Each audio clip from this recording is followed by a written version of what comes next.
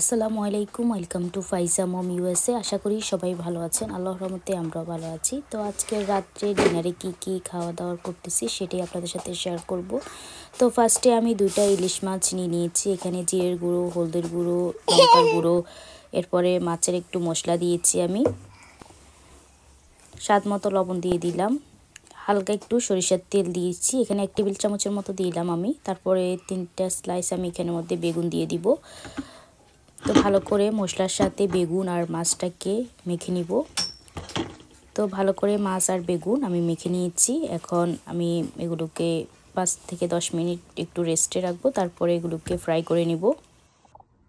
আজকে আমি মাটির হাঁড়িতে খিচুড়ি রান্না করেছি।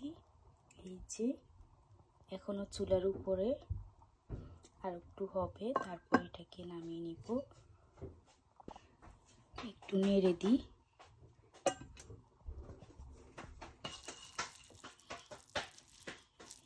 খিচুড়ি হয়ে গিয়েছে।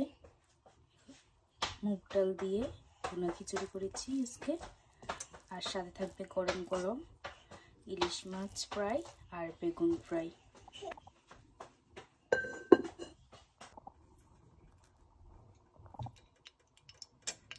সরিষার তেলে বেগুন ভাজা। আগে ফার্স্টে আমি বেগুনগুলো একটু সুন্দর করে ভেজে নিতেছি, তারপরে ইলিশ মাছ ভেজে নেব।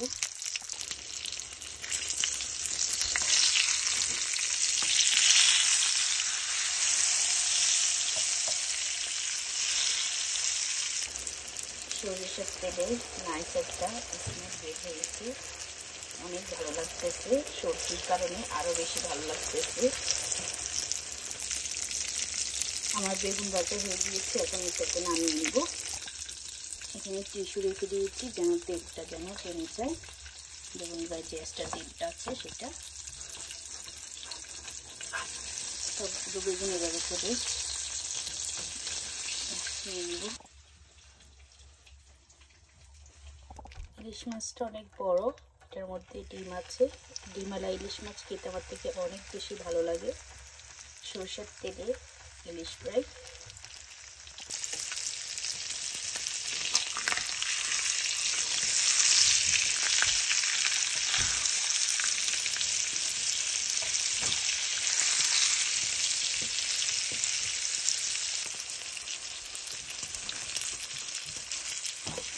তো ইলিশ ফ্রাই হয়ে গিয়েছে, এখন নামিয়ে নেব।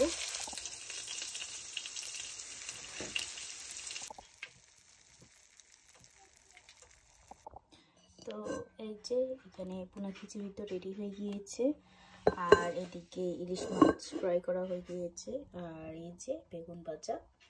তো সব কিছু মিলে আলহামদুলিল্লাহ আজকের রাত্রে ডিনার আমাদের এইগুলো। আর আগের গরুর মাংস আছে, সেটাও সাথে একটু নিয়ে নিব। তো সবাই ভালো থাকুন, আল্লাহ হাফেজ।